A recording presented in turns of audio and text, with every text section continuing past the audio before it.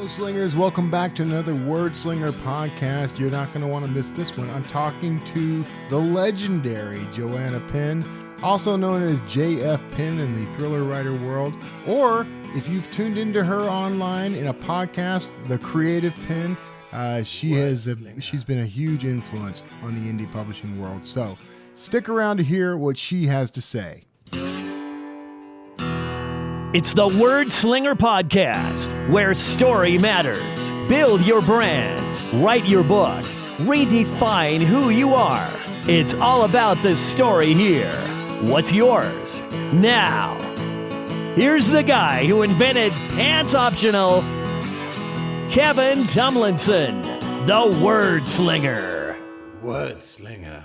This segment of the Wordslinger podcast is being brought to you by me. Now, if you'd like to support me and my work, this podcast, whatever else I'm doing, you can do that best by going and buying one of my books or a whole bunch of my books. Go to kevintomlinson.com/books, where you'll find an entire library of things waiting for you to discover. Go find your next new favorite read, and you'll be helping me out, which means I can continue to help you out. Well, I am Kevin Tomlinson, the Wordslinger, and I'm really happy you're here.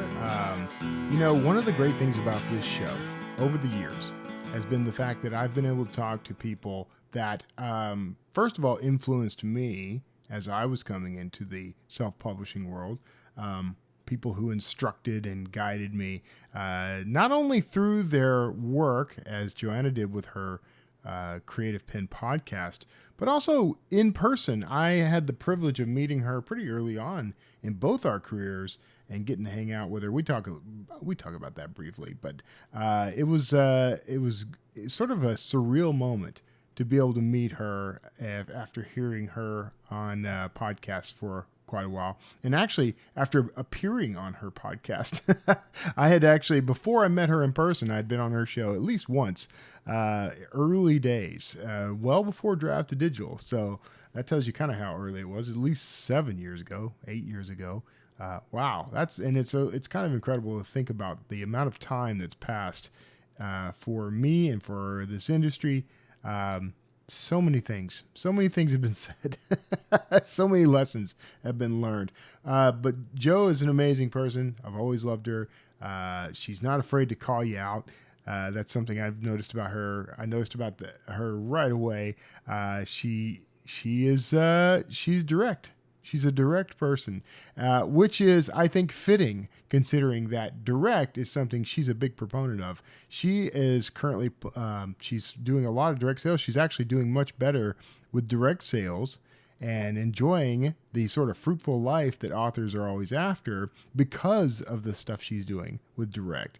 We're going to talk about that. We're also talking about Kickstarter, something that she's sort of shocked that I'm not already doing. I'm a little shocked about that too.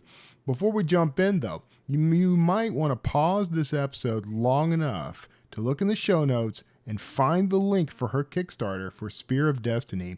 Every thriller writer has to write a book about the Spear of Destiny. This one's hers. Go and support that. I'm a supporter.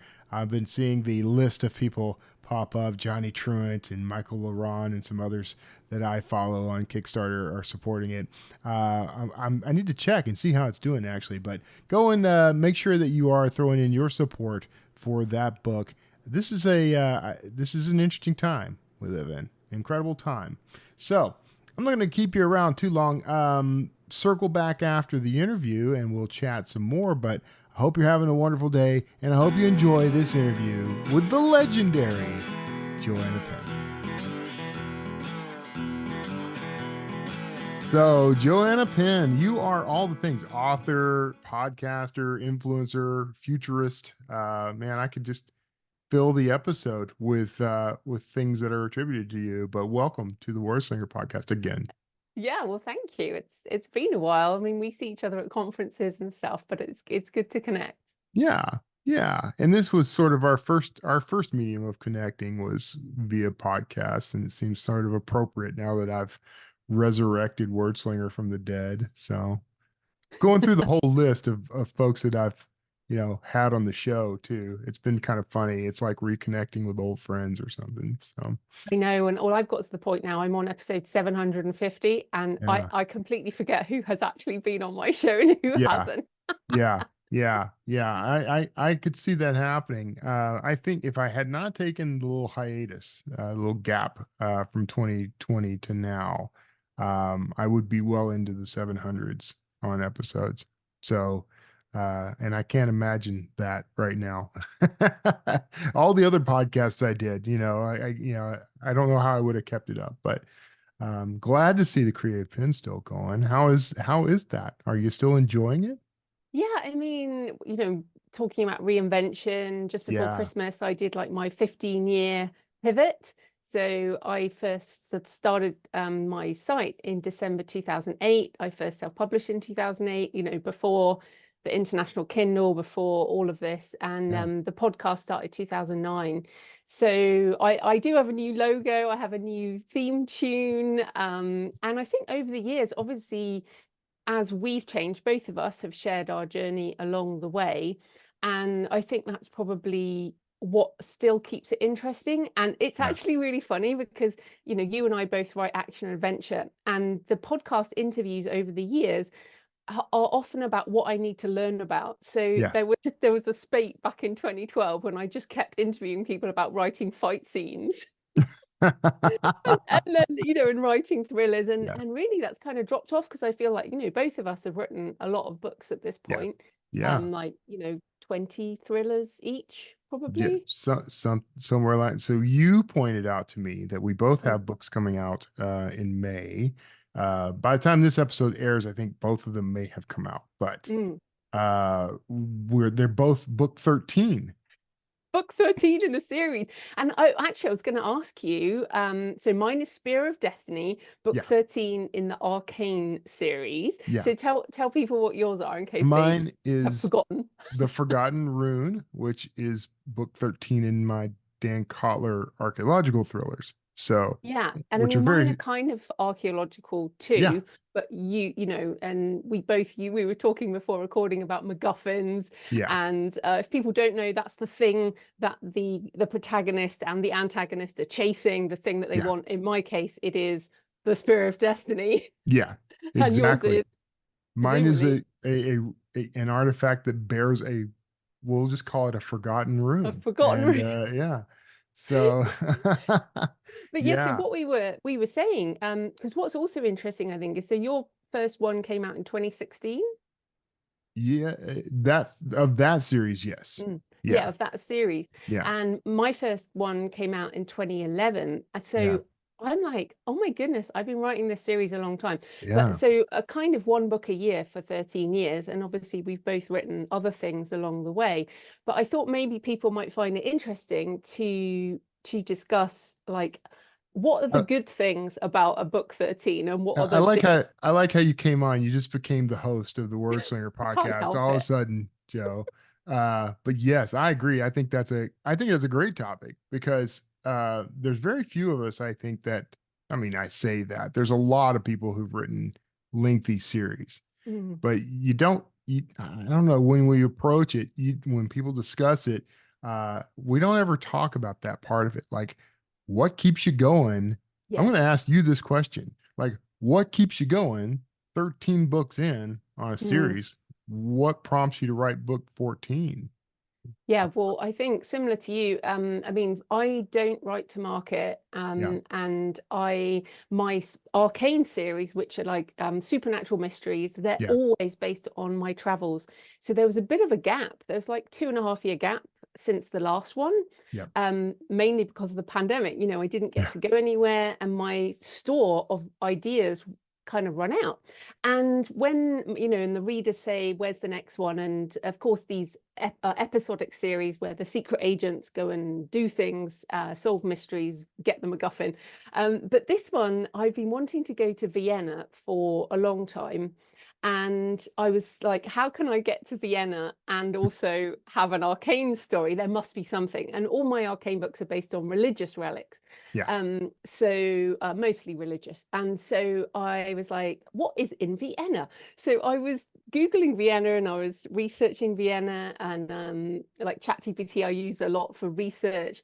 And I was like, what are the most interesting things there? And it was like the Spear of Destiny. Yeah.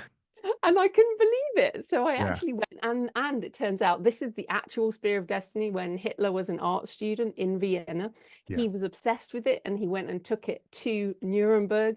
So it has this massive historical legacy. So I went to Vienna, I went to Nuremberg, and I've been to Washington, D.C., and I was kind of able to link it all together. So in terms of what keeps me going, it is the ideas and the Yeah. seed of an idea that then fits that kind of series script, I Yeah. guess. Series has its own character, and for me, I can't write these books unless I have this seed of an idea. And also the readers love it, and as a reader I love long running series. Yeah. So how about you? Why still on It's Dancott? very similar. Yeah. I mean, a lot of my books feature places I've traveled to as well. We're both inveterate travelers. And I because a lot of my travel has been in the US, I like to link things back to, because Mm. the great thing about the US when it comes to historical or archaeological thrillers is people are taken by surprise because there's that old adage that in the UK, 100 miles is far, and in the United States, 100 years is old. So people don't It's expect us true. to have history. And so I get to Mm. surprise the reader with that. And that comes from my own surprise. Like I Yeah. discover that, oh, there were Vikings in, I don't know, interior US, like before Columbus ever discovered, the continent.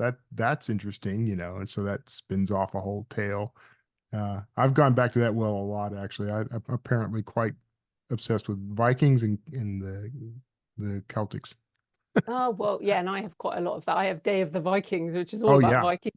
But I think what's also interesting is this is so important as writers. I feel like unless we are tapping into what we love, we will right, run dry. So, right. I didn't write an arcane book for a while because I was writing other things, but that particular well had run dry and I needed to fill it again. Yep. And I guess we'll all stop writing books when we stop having ideas. And there's in fact, you've been to Nink. Yeah. Jennifer someone does this id list thing. Yeah. Do you remember that? I can't remember Barnes, the her surname. name Barnes, Barnes. Jennifer Yeah. Barnes. Yeah, Yeah. Jennifer Barnes. So she calls it the id list, and Yeah. it's like the things that you love. So for Hmm. me, religious relics. I just have Yeah. religious Same. relics in almost every book. There's always Yeah. some dead old body parts, and and some kind of religious history, all of this. And at first, like you said about Viking stuff, it's like, oh, I've done that before. Maybe I Yeah. shouldn't do it again. And now I'm like, yeah, screw that. I love relics. My Yeah. audience love relics. They're gonna appear in everything. Right. You said something earlier about, you don't write to market. I don't either. Mm, And I thought that was hurting me for many years, but now I realize who knew what was going to be coming with AI and the mm, whole right to market movement that preceded that. But I get fascinated about something, and then I have to figure out a way to make that like some world threatening thing that my guy has to solve. And I love puzzles.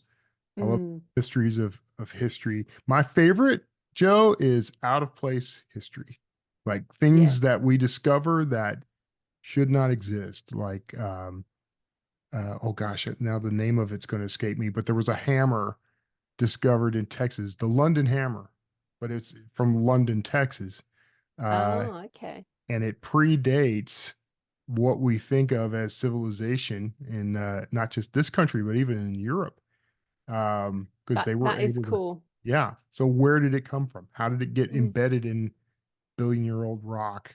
So that sort of thing. So Mm. So but I think following your curiosity, yeah, it's such a superpower. And I always thought that everyone had curiosity, but I've yeah, kind of learned over the years that a lot of people don't know what that feels like. And I think when I worked in corporate all those years ago, I used to implement accounts payable into corporates, and I had lost it. I didn't have any ideas. I Hmm. never would have thought I could have written fiction. Yeah. And yeah, I loved action movies, you know, and when I wanted to write, I wrote that. But back then, I just did not understand how to tap into what I was interested in and then turn that into a story. But that's kind of the superpower, right? Yeah. Is tapping into, it's like a sensation. And there might be people listening who don't understand what that feels like. They might think, oh, I would love to write fiction, but I don't know how. And I think that's the first step. It's sort of, when do I turn my head to look at something, or when Yeah. do I click on something, or when do I see an image that makes me interested, or a news item? And that's the thing that's you, that's different. And even though you and I write very similar, Similar. adjacent Yeah. stories, you have a completely different view, mainly, I guess, because you're an American as well, and I'm Texan. I'm yeah, Texan. That's what it Texas. is. And I'm British, I'm European, you know, I have a master's in theology, so I'm Yeah. always going back to religion, although you're the Christian, right? Yes. And I attended seminary, and Oh, there we I'm go. actually an So, ordained reverend. Yeah. oh, I didn't know you were ordained, but that's the thing. It's like we put our fascinations into our writing, and I think people shouldn't be scared to do that. And again, like coming back to how the world has changed, Yeah. I think we all, well, we'd all like to have the blockbuster, you know, we'd like to have that breakout massive success. But the reality is, being a writer for as long as we are, and still being a writer, is we have a niche, Yeah. and we just have to please the readers in our niche, Yeah. really. And When yeah. you ran dry, when you were like the Arcane series had kind of halted for you, you continued writing, right? You were Oh writing yeah, some I stuff. wrote my travel memoir, Pilgrimage, Yes. which I won an award for. There's my award. Yeah. But yeah, and that was walking the Camino de Santiago, walking the Pilgrim's Way, the St. Cuthbert's Way. So I wrote that as a walking memoir. I wrote Writing the Shadow, which is about writing from that dark side. Yeah. I wrote horror, standalone horror. I wrote short stories. But yeah, and again, this is, I guess, is one of the tips for a long-term career is Yeah. go write something else. Yeah. Yeah, no joke. I mean, that is for a couple of years there. Like I had put out a Kotler book, and then I have another series called Quake Runner, which has a female protagonist. It's more like technological thrillers. Mm, I put out one of each of those, and then I was like spent for mm, the next year, and I did a sequel to my book Evergreen during mm, that gap. I did several like novellas, and short stories that I published to kind of keep my universes alive. So they featured those characters, but they were very short so that I could get mm. the story down. But I did a whole bunch of very experimental writing during that time, and it improved me as a writer, I think. Do you feel like when you come to that gap and you need to work on something else, is it growth? Do you feel like that's growth? Yeah, and I think what's interesting though is that some of the readers, they only want one kind of series. Yeah. And so, but I think what's interesting, and again, sort of coming back to the book 13, Yeah. this is the first Kickstarter I'm running for I book do want to 13. talk about that. Yeah. I do want to talk Yeah. about that. But Yeah. what's interesting is it's giving me a chance to launch book 13, but at the same time do binge series. So you can get Yeah. all the ebooks, all the audiobooks, all the print books as a bundle in the Kickstarter, because this is what we have to remember. There are so many people who haven't discovered our series yet. Yeah. And so I was a little bit worried. I kind of still am, because doing a Kickstarter on a book 13 later in a series is hard. But I then thought this is a good chance to introduce people to the series. And similar to your books, they can all be read as standalones. That's Yeah. another sort of action adventure thriller. I guess it's almost a trope. They all are episodic. Yeah. So they can be all read standalone. But so I think it is interesting. And in terms of improving, I think it's both improving your craft, but also improving your business. And I was like, I can't just put out book 13 into the world without doing anything, because I think that's the other thing. I've gotten a bit lazy about launching. Me too. I'm just It's like, unfortunate. Yeah. ta-da, Yeah. it's out. Whereas Yeah. the Kickstarter really forces you to concentrate on marketing assets and just making a lot more effort than you would normally Yeah. on these later series launch. Now, I know you're not doing a Kickstarter. I was going to ask you Uh, why you're not. Well, I don't know why I'm not. It intimidates me, Joe. I don't know. No, Every time it's scary.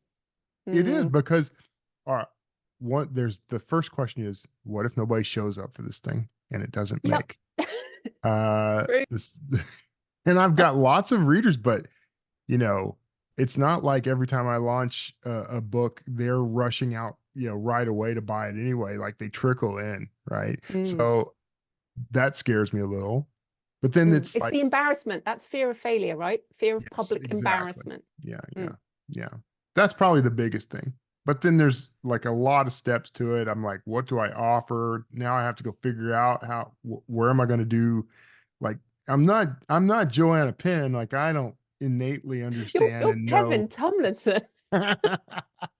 But No, you've but I got think we are all in a these things similar you do. position. We are really in a similar position. Neither of us are massive breakout successes. We write cross-genre. Yeah, We do non-fiction and fiction. We're well known in the author industry, in the self-publishing industry. yeah, And I think we struggle because part of the time we really just want to be fiction writers, and then we don't because we're kind of yeah. really enjoy the You get industry. sucked into the other stuff, Yeah, no, but which also is, we enjoy the other stuff. I love helping people, so do you. That's part of who we are. But I think I'm also scared. So this will be my third Kickstarter for Spear of Destiny, but I did Pilgrimage was my first one, then Writing the Shadow, and this is a book 13 in a series. So these are three different projects. But I yeah, think my main tip for people, not just you, lots of people listening, is yes, it is totally scary, but it is also massively liberating. So you can put a goal of $50 yeah. and you can make $50 on a launch. Well, there's an approach. Yeah, Yes, because if that's what nothing you else, do. I'll pay the $50, and that way the campaign made. Yeah, Cara, your wife, right? Yeah, yeah, Cara can do it. Like yeah, Jonathan always buys one of my first books, right? To yeah, get yeah. things moving. Get the flow going. Get Yeah, it going. But I think what you've got to remember, and again, people listening, writers who are listening, there's so many benefits of doing it. So one, for readers, you get to, oh, I just happen to have, here's one I prepared earlier. It's the silver foil special edition. Now you can't do, it's got a ribbon, it's got custom end papers, it's got photos. You can't do this. Well, you can with print on demand, but you can't do it with Amazon. So, and these are all going to be signed. I've never ever done signed first editions. yeah, And I've been doing this for like 15 years. And so that's very exciting for the reader and for me. The bundle deals, hopefully exciting for the reader. And then the connection with the readers, because you get emails and you can talk to people. And yeah, then in terms of the money, you get it 2 weeks later. yeah, yeah. And that's incredible. That So there part's are nice. so many benefits. Yeah. I'm just gonna steal one of your campaigns and do Yeah, it line for line. modeling. Yeah, model. Yeah. Yeah, model. I'm going to model. That's the No, but you should. polite way to say steal. I model everyone else as well. I Yeah, mean, yeah, we all model Russell Nolte and Monica yeah, Leonel and Paddy Finn and all these people. And yeah, I mean, I was just looking at Kevin J. Anderson, another Kevin. yeah, Kevin J. Anderson's doing one at the moment. It's something like 50 or 150 short stories in a 7 yeah, hardback volume set. It's like 60,000 US dollars yeah, or yeah, something. And that's just and I was looking at his video earlier, modeling it because he's very good at being emotional, yeah. and that's what we have to do. So I think there's a lot to learn. And again, like we said, it's about changing your career up. It's about changing your craft up. Right. Yeah. Uh, what I like about Kickstarter is that, it is a discovery tool. Like there are Mm, people discovering authors for the first time there. Has that been your experience? Did you have a lot of new readers come in on the two that you did? Um, the two I did, no, I Okay. think they were mostly my audience. It will be very interesting with fiction because there are more fiction authors, but to be fair, there are not many thriller authors on there Yeah. at the moment. It's mostly fantasy, romance, but I noticed that. remember that the fantasy romance, the romantasy lot, they are often ahead of the pack. You know this, we've been to Nink. Yeah. Romance authors are always ahead of the pack. So if they're on it now, by the time the thriller authors arrive en masse, I should be like well established. Yeah. Yeah. Yeah. Your name will be right there at the top, just organically. Yeah. So Well, wait, I've got to challenge you then. So are you going to do a Kickstarter? you put me on the spot. This airs much later than now. Okay. Yeah, sure. Why? Not for this book, for another book, like a Not for this writing book. book if you want. Yeah, it I don't have to mean, be for a future book, but I do like the idea. I've talked to Patty and I've talked to Russell and Monica and everyone. Uh, Maggie Hogarth has a whole book and she's redoing that on how to do them, and she's done several successfully. I bought the first edition of her book. I need to just get over myself is what I yes, need to you do. do. Yeah. Yeah, I'm just Yeah. terrified that I'm going to throw this party and nobody shows up but my aunt or something. Put it on, seriously, just put it $50, I think that's $100. the best idea. It's that sort of aim low, the the uh oh gosh.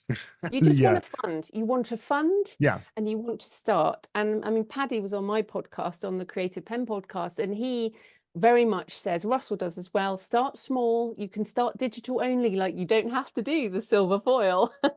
Oh, Uh, okay.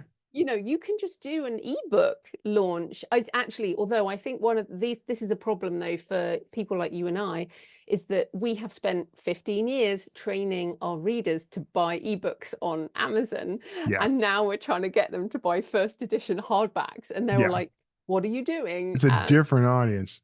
so, That's I mean, that's the thing. I've had this conversation with a lot of people mm, recently that mm, what we've got going on here is there's an opportunity because it's not the same reader.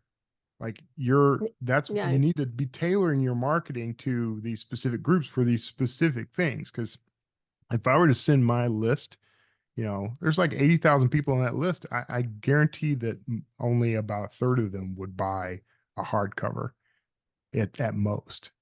of 80,000 people, Yeah, that's a because lot. they all buy ebooks. It's taken me the past 4 years to change that list so that they weren't looking for free books all the time or Mm. Kindle Unlimited all the time.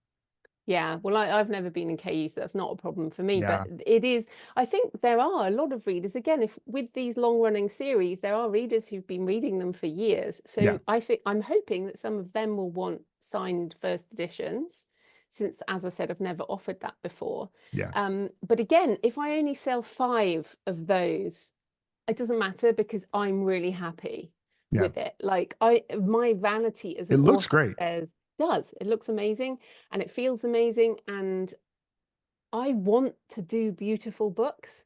And this is another thing. I feel like, again, we've been so concentrated on digital for so long. We have to now move into a space, like circling back on the current situation with AI. Anyone, and I use AI as part of my creative and my business processes, but I'm Yeah, not a word generator. That's not what I am. I'm an author, I'm a right. creative. And I want to make beautiful books. And anyone who is cranking them out and just publishing digitally cannot compete with this. They're not going to spend the time and the money to do beautiful print editions. That's right. So this is part of being human. I'm a human creator. I'm an artisan. I love this. And I know you've talked to Johnny about it, but persuaded Johnny that this was the way it was going. Johnny Be True and been on Yeah, your show. But it's like, this is actually the exciting thing. We always wanted to make gorgeous books because we're book people. yeah, Look at, you've got books, I've got books. Some of yeah. them are my books. Yeah. There's some of my books back there somewhere. But if we Good. want to make beautiful books, I mean, there are hardly any traditionally published authors who have silver foil on the cover. Yeah. So this is what's exciting to me now as a creator, as a mature creator, is how can I make more and more beautiful products that make me proud of the physical product as well as proud of the story or the book itself. Yeah. That I think is the essence of that whole artisan era thing that Mm. I'm going to be talking about that at NINC, by the way. I've been Mm, invited to talk about that at NINC. great. So you've helped me come up with Well, a you good better do a description. lovely book then. I better get way out. Well, I do other things that are artisan that are part of my work, but yeah, I should get I admire the whole foil Mm, lettering and everything. I think that's amazing. I'm probably going to have to get, I'm going to have to follow your lead on that. But, and the idea of also, by the way, of offering signed copies mm, is a big deal because yes. an AI is not going to sign it, first of all. Mm. You could, I guess you could technically do But they're not, the that. point is it's another stamp It's of the being connection. human. Yeah. You know, and I put a little sticker in that's got my face on saying thank you, and I'm a human, Yeah. so that's what we're doing. But yeah, I really urge you, and I mean, I do these with Book Vault. So Book Vault now do these. I'm only doing these particular ones for the countries where it's not astronomical to ship to. Yeah. But yeah, you can certainly, it's not how it used to be. You don't have to spend like $3,000. What's great is now you can put the order in after you've done the Kickstarter. Yeah. So that's the beauty of where we are now with technology, is we can get physical products like we can get digital products, and you just put the order in after, and then by the time the money comes, then you can pay for the printing. So you don't have to do like old school, print 2,000 books and put them in your garage. Yeah. Yeah. Which I did early days. No, me Right? too, back in like Yeah. 2007. I think you and I actually had a conversation where we were like, what do we do with these books that are really kind of not valid anymore? Like, Oh, mine went to the landfill. yeah, that's unfortunate. That's unfortunate. That You, was a you, lesson. It was a lesson. That's when true. I learned digital marketing, and I Yeah. decided to market to Americans. Yeah. Yeah. Yeah. Americans will eat that up, actually. I We're know. all I was like, oh, look at this market, and they like my accent. Perfect. yeah, I don't have the advantage of the cool accent. I have Oh, to, well, you do, because a lot of the world is not American, Kevin. right, right. That's true. But then a lot of the world isn't buying the books I write. So Yeah. Germany, they like me. There we go. Yeah, I think this is it is important to remember that it is a global market. And also I'm Yeah, very hopeful with AI. So because Amazon is so dominated by paid ads, yeah. I sell a lot direct now on Shopify, and but I'm using ChatGPT for book discovery, and it is so great because there's no ads. So I'll say, I really like James Rollins, this book by James Rollins. Give me 20 books that are similar to that. And then I'll Mm, say, with a female protagonist, or, set in China, or, and it will just do some amazing stuff. So I'm hopeful that book discovery is also going to change, because it's broken. We all know yes. it's broken. Yeah. So we need to find new ways. And I think that's going to be a way. That's interesting. And I'm not yet, I'm sort of using it like that because I'm using it for comps. Yeah. Like, give me 4 movies or 4 books that are similar to this one so that But when that's I'm, very much a marketing thing, whereas you and I both know that sometimes yeah, we read and watch a lot more wider. So you can take the 10 most disparate books on your bookshelf and say, I love these books, recommend me 10 more books. And you're going to get interesting. completely different thing. We, And well, also, now the it's also good. discoverability Sorry. problem is we got to get the readers to think of it this way and start using that tool. Well, not, I mean, what's happening, Amazon, which licenses the Claude model from Anthropic, although they're building their own, now has Amazon Q. It's been Yeah. launched in the US, right? So that's Yeah. their search discovery. Amazon search is going to change. I don't know how they're going to do ads, But I think this is going to shift. I think the more important thing is how do you make sure that AIs know of you, Yeah. know who you are. Yeah. So it's funny, whenever I am doing that, I'm like, okay, give me 10 more books like James Rollins with female protagonists. And then I'm like, how about the Arcane series by J.F. Penn? And it will say, oh, yes, that's a very good addition to my list. Good. Yeah. That's key. If we can get those AIs to take our recommendations and add them to their own, that would be ideal. Well, who knows? But in the meantime, we'll just keep writing because Yeah. this is what we love, right? Yes. Yes, it is what we love. And you are excellent at it. I've been impressed by you since the very beginning, Joe. So happy and thrilled to call you friend. I'm glad that we get to see each other at these conferences and stuff. Are you going to be at Absolutely. NINC? You coming to NINC? No, I'm not really a fan of Florida, but I will be at Author Nation. And Okay. not Yeah. that I'm a massive fan of Las Vegas either, I'm not but a big fan of I will Vegas, but yeah. I will be at Author Nation, and I know you'll be there too. But yeah, Yeah. exciting times. Yeah. Can I just mention where my Kickstarter is? Yes. Yeah. We were getting there. I wasn't going to leave you hanging. Tell us where Oh, you can good. find that and the other stuff. Go ahead. Yes, so Spear of Destiny, this is the special edition, but it will be elsewhere in other editions. But this is at jfpen.com/destiny. And if anyone's interested, my podcast and my YouTube channel is The Creative Pen, or JF Pen. And thanks for having me, Kevin. It's always lovely to talk to you. There will be links to all that stuff in what we like to call the show notes. So go check out that. And Joe, thank you again for being a part of the show. Everyone else, thank you for tuning in. What would we be without you? So thanks for coming by. Make sure you check out her Kickstarter. Make sure you buy her books. We want to keep Joe in, Frosted Flakes and oatmeal. And stick around because I'm absolutely certain I said something really witty right after this. So you're not going to want to miss that. So see you on the other side.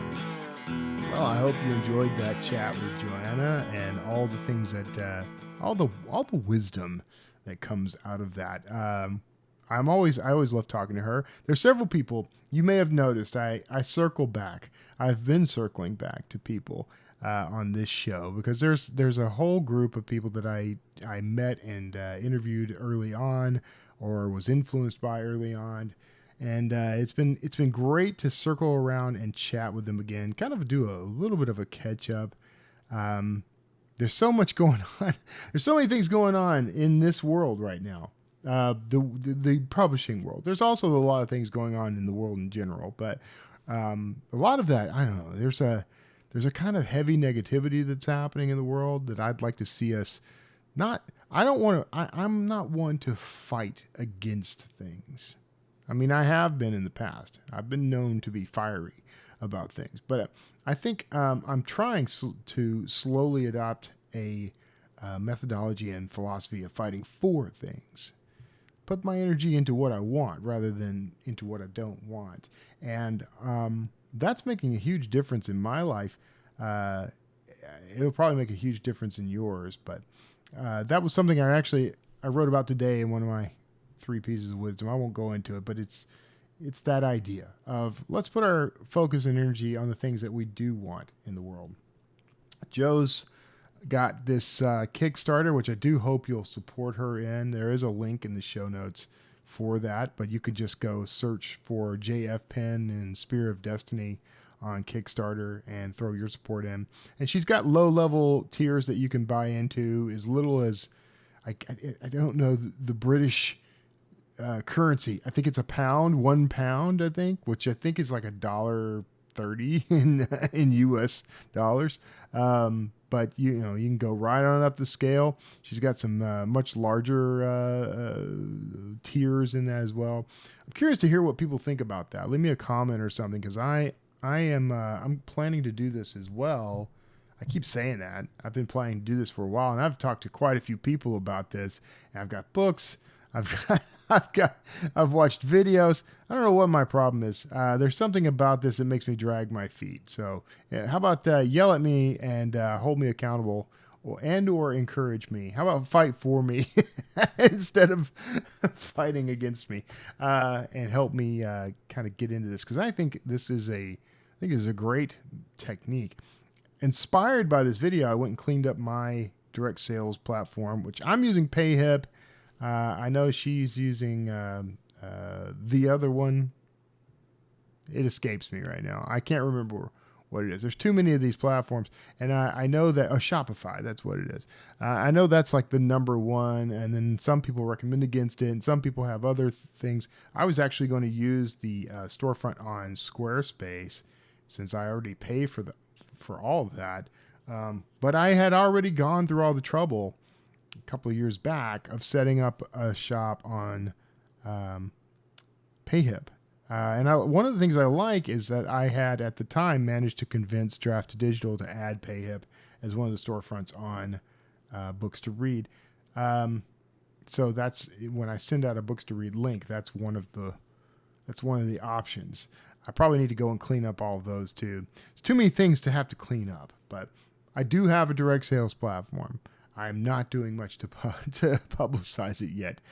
Perhaps I should, but I will say that thanks to you and others, my readers in general, that the Forgotten Rune is doing quite well. This has been a pretty good month for book sales for me. That book released on May 15th and is just continuing to do well. So thank you for all that. Something that's come up, and I'm curious to hear what you think about this too.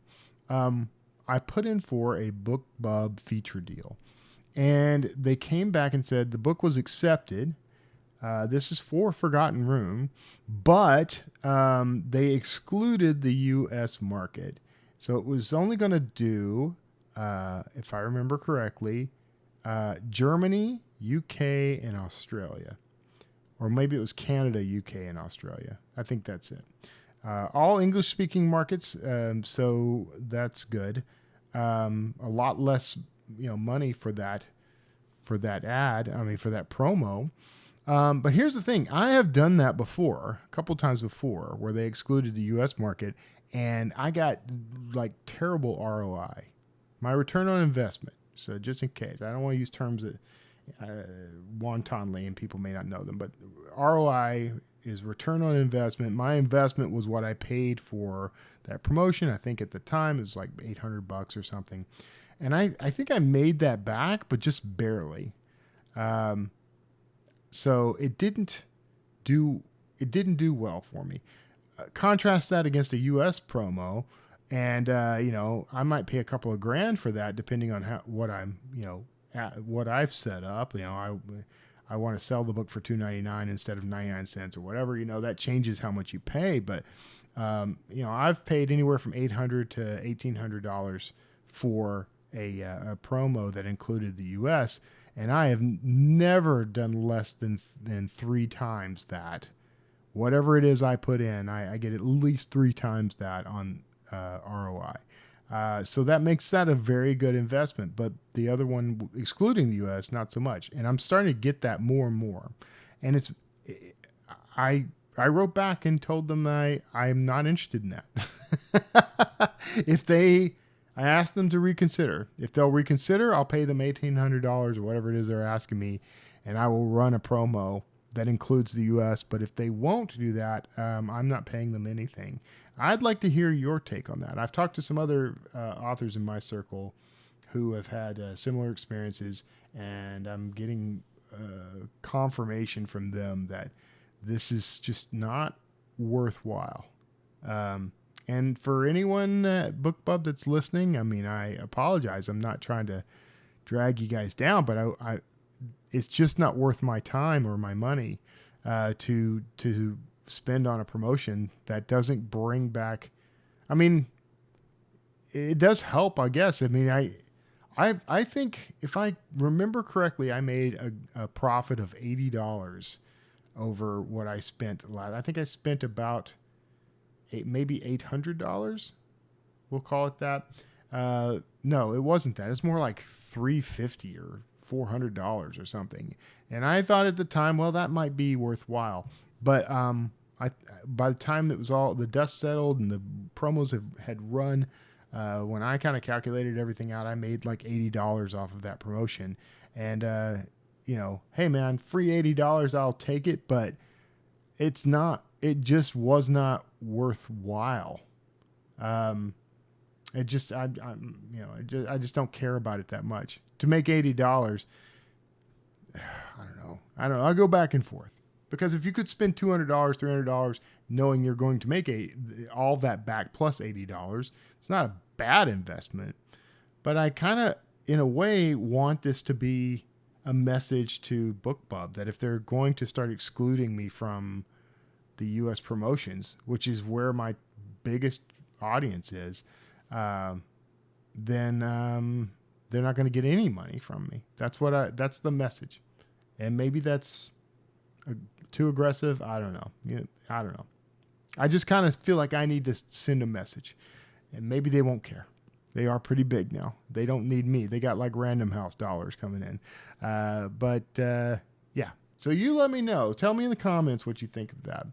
And beyond that, well, I guess I'd better wrap it up. I'm glad you're here. Thank you for tuning in. Thank you for make sure that you like, subscribe, share, all those things. And make sure that you go and check out Joanna's Kickstarter, but go and also check out my books page, kevintumlinson.com/books, where I hope you'll find something you love.